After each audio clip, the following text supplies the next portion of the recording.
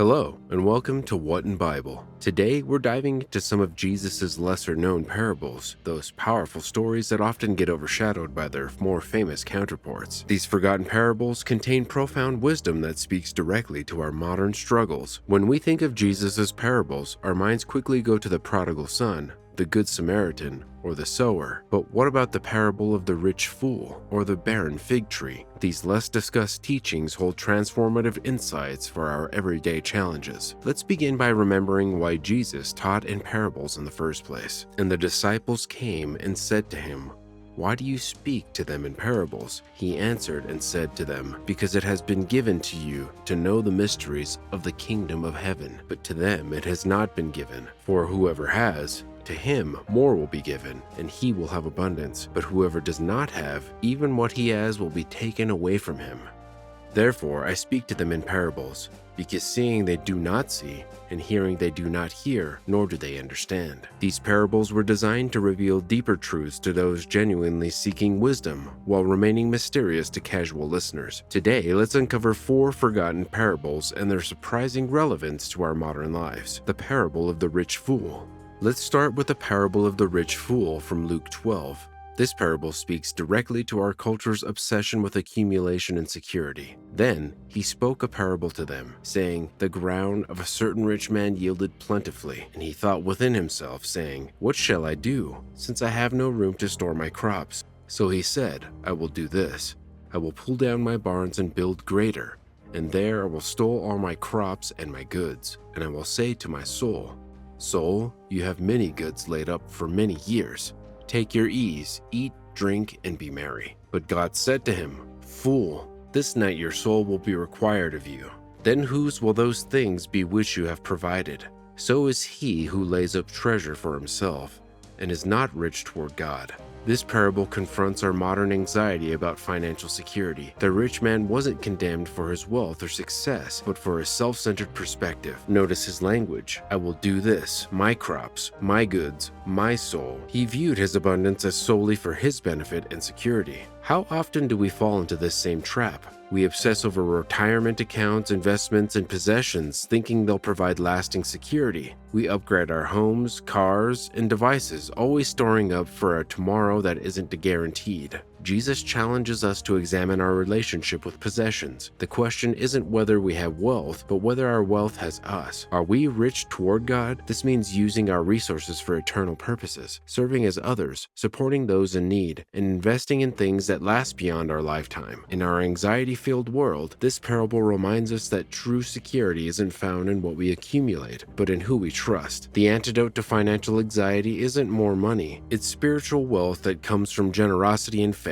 The parable of the barren fig tree. Next, let's examine the parable of the barren fig tree, which speaks to our struggles with patience and purpose. He also spoke this parable. A certain man had a fig tree planted in his vineyard, and he came seeking fruit on it and found none. Then he said to the keeper of his vineyard, 'Look, for 3 years I've come seeking fruit on this fig tree and found none. Cut it down. Why does it use up the ground?'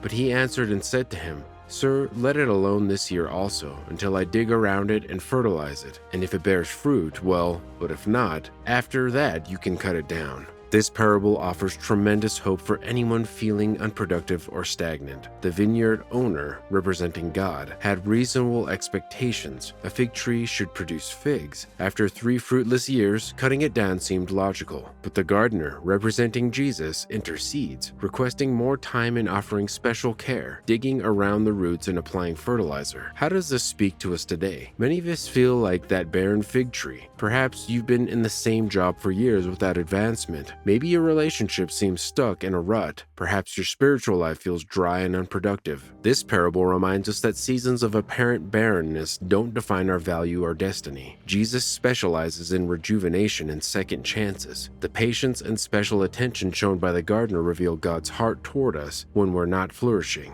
The parable also challenges our impatient culture. We expect instant results, immediate success in careers, relationships, and personal growth. But meaningful growth often requires seasons of patient cultivation before visible fruit appears. If you're in a season where your life seems unproductive, Take heart. The master gardener sees potential in you that others might miss, and he's willing to invest extra attention to help you flourish. The parable of the unforgiving servant. Our third forgotten parable addresses the epidemic of unforgiveness and bitterness in our world. Therefore, the kingdom of heaven is like a certain king who wanted to settle accounts with his servants. And when he had begun to settle accounts, one was brought to him who owed him 10,000 talents.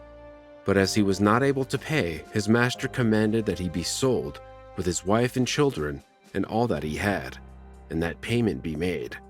The servant therefore fell down before him, saying, Master, have patience with me, and I will pay you all.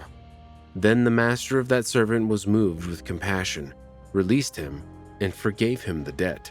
But that servant went out and found one of his fellow servants who owed him 100 denarii. And he laid hands on him and took him by the throat, saying, Pay me what you owe. So his fellow servant fell down at his feet and begged him, saying, Have patience with me, and I will pay you all.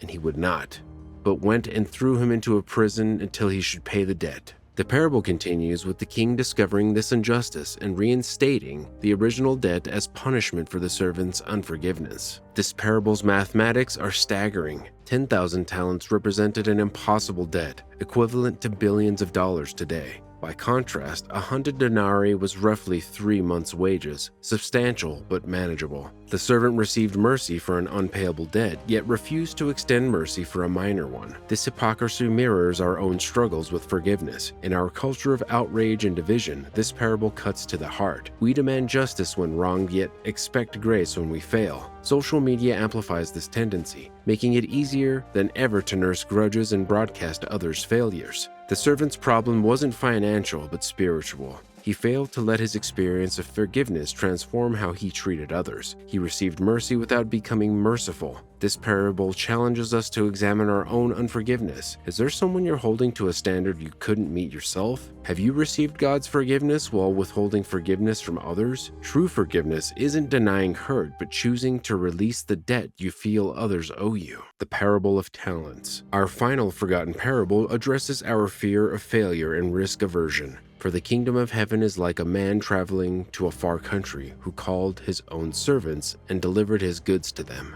And to one he gave 5 talents, to another 2, and to another 1, each according to his own ability. And immediately he went on a journey. Then he who had received the 5 talents went and traded with them, and made another 5 talents. And likewise he who had received 2 gained 2 more also.